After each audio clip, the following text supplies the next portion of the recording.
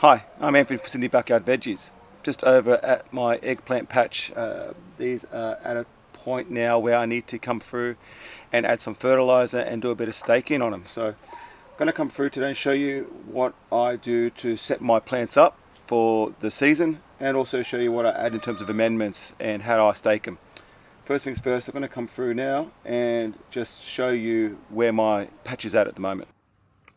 So this is my eggplant patch. I've got 6 plants planted in this spot, and the variety that I've planted in this spot is called Monocasa, and it puts out the large eggplant variety. So if you can just see there, it's just the larger one. Now, these plants were planted, I believe they were planted at the start of October, and ideally I should have staked these and fertilized these about 2-3 weeks ago, but better late than never. So I'm going to come through now and just do a general cleanup at the bottom, and then try to look at healing the soil after I add my fertilizer, and then make sure the plants are staked. At the moment, the winds and the rains that we've been having are knocking these plants around, so I just want to make sure that they've been well supported so that they can handle the larger crops that they are forming at the moment. Like over here, this is quite a big piece of fruit at the moment, and it's starting to lean, so I'm going to come through and do that. But before I do that, I just wanted to show you,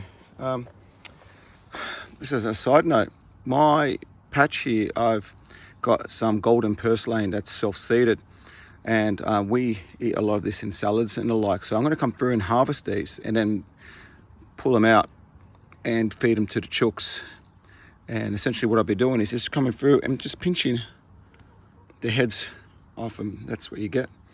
And I'll make salads, fattoush and the like out of these. You can also cook them, but I'm going to just take this free harvest now, harvest what I can, and then clear this section out because they are competing a bit with the eggplant, and then start working on staking.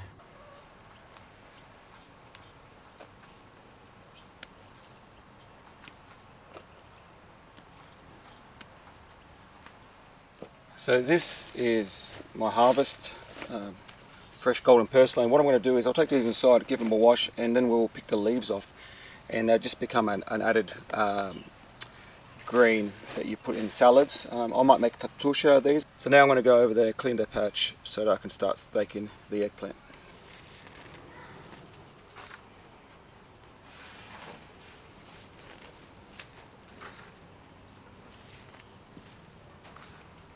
So now that I've finished weeding, I need to prune a little bit around the base of the plant before I heal the soil and stake. So what I'm trying to look at is trying to remove any of that lower growth. Although they are flowering, like this one for example here, I don't mind removing it just to make the tree give the tree an opportunity to be supported better at the bottom. So what I'm going to do is I'm actually going to go and clear out a number of these leaves here at the bottom. This one, you can just see that here. I've just removed these leaves here. They had a flower on them, but not too fussed about it. Probably remove this leaf, and coming around the back I'll remove these leaves. So I do have some fruit, and this one I might pick in this plant because it's quite large and it's going to get in the way. Yeah, I might actually harvest that for now. There you go. Harvest that just because it got in the way. It could get a bit bigger, and it's got a little bit of insect damage as well, but no problem. That's now pruned. I might even take this one off, and that's got a flower. And I'll leave this growth here at the moment, but I will probably take this one off eventually. The pruning is not like tomatoes where you need to prune all the time. This is purely just a maintenance prune, just to make it easier for me to support the plant. So I'm going to continue on and continue pruning the rest of them. Coming over to this plant, I'm going to remove, ideally I want to remove this one, or I will remove this one. So this here, coming from the bottom, although it's got a couple of flowers on it, it's going to be in the way. And I'll remove the lower leaves here at the bottom. The idea here is there's just a maintenance prune, again, just to clean it up, so that when I stake it, there's actually opportunity for me to stake. Just remove some of these lower leaves. What I'm going to do after this, it's actually healed the soil. So it's got to be really careful with fruit like this that's hanging off, that it will be in contact with the soil. It's not ideal, but gotta have to live with it. Just remove those leaves. Remove this leaf. And that's my general prune. Now that's ready to stake. So happy with that. And I'll continue on and knock the rest of them out now. So now that I've pruned my plants, I'm going to start staking. What I'm looking at doing is adding 1 to 2 stakes, not too close to the plant, but just close enough for me to tie the plant in place. So probably going to go for this plant, probably just go over here. Just give it a... We don't need overly large stakes. You know, 1.5 meter stakes is plenty. And what I'll do is in future I will have to add a second stake to the right hand side just to give it a lot more structure. But at this stage that's fine. I'm going to continue on and start adding the rest of these stakes as well.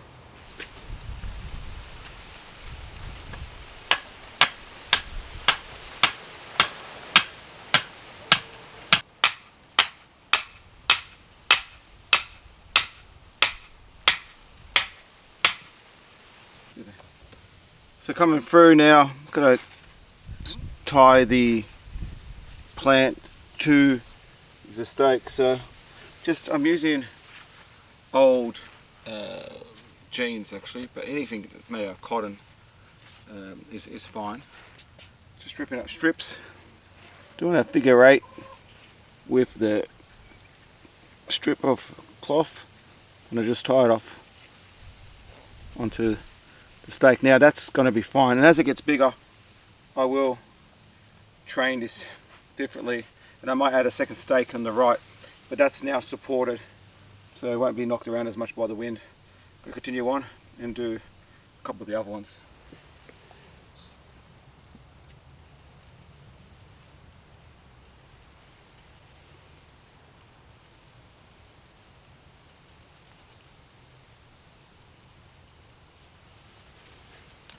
So now I have to go and add my side dressing to my eggplants. Now when I planted them originally, I put a bit of compost down and dug in a bit of dolomite lime and then planted them out, and they've been doing quite well. Now that they're starting to flower, I need to start adding my side dressing with high concentrations of potassium and the like. Fruit and veggies I find like eggplant really do well with a high with a fertiliser that's got a higher levels of potassium and phosphorus. So I will be adding, first and foremost, I'll be adding chicken manure pellets. If you can just see it right there. I buy mine in 20 kilo bags. This is AgriBoost, but it's identical to Dynamic Lifter for those in Australia. I will put a scoopful per plant just to give it that little bit of extra nitrogen to continue growing. But what I will be doing is really focusing on putting in potash to each of these plants.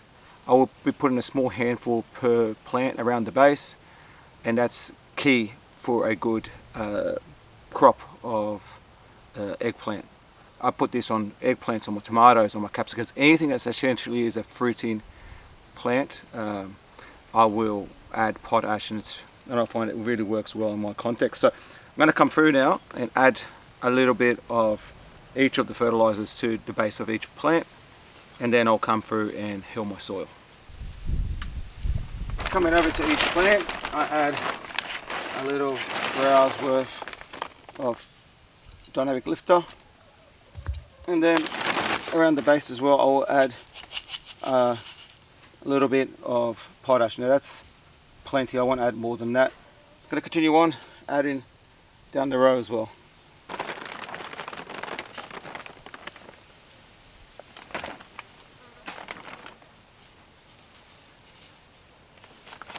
Now that I've added my fertilizer, I'm going to start hilling the soil around the plant. Just got to be careful that I don't touch and hit the fruit that's on the floor, but the idea is just to bring the soil up to the base of the plant, just to give it a bit more support, especially in these stronger winds. Now later I will add a second stake, but for now I just want to heal the soil. It will cover over the fertiliser and that will help it break down. So I'm going to do that. So what I'm going to do is move the soil from the middle and from the left and gently heal the soil around the plant. Now I will cover the irrigation line. This is a weepy hose, so it won't be a problem. I've done it before and it works fine. So just bringing in my hoe, and it's just a matter of bringing that soil from the middle and progressively shifting it over to the row.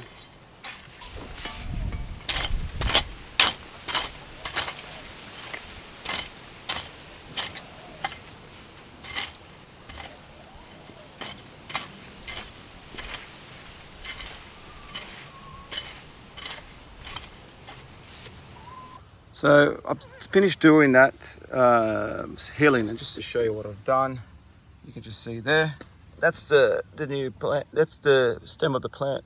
And I've put the soil up to it, and I've tied it up against that stake. So that's fine now, and I've done that for all 6.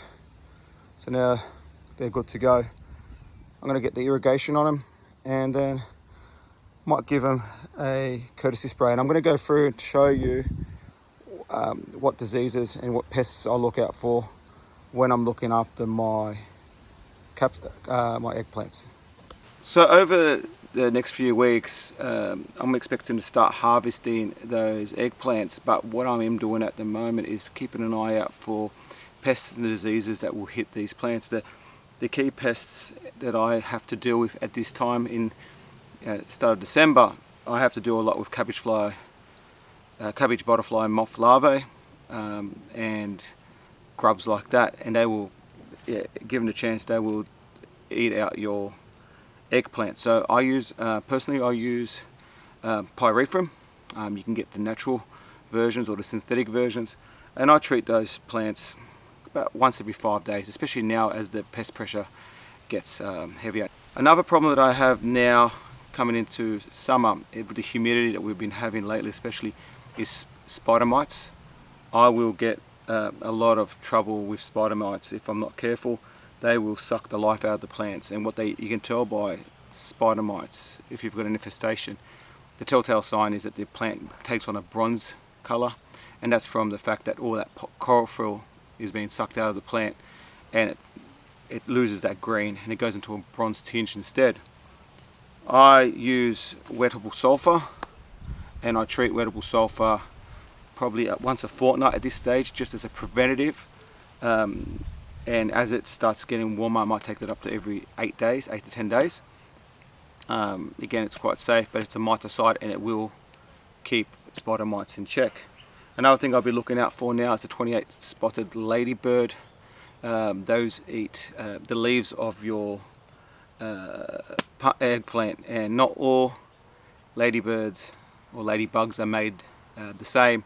Those ones are a baddie, so if you see them turning up in your plants, and you can tell by the leaves start becoming quite skeletal, as they eat through the leaves, they will leave almost like a skeleton of the leaf there, and you know you've got a sure sign that you've got there. And the key there is not only do you want to kill the ladybug, but also the larvae. So pyrethrum again works really well for that context to help me control those. I had a bit of an infestation earlier on, and I've treated that and it's been cleared up.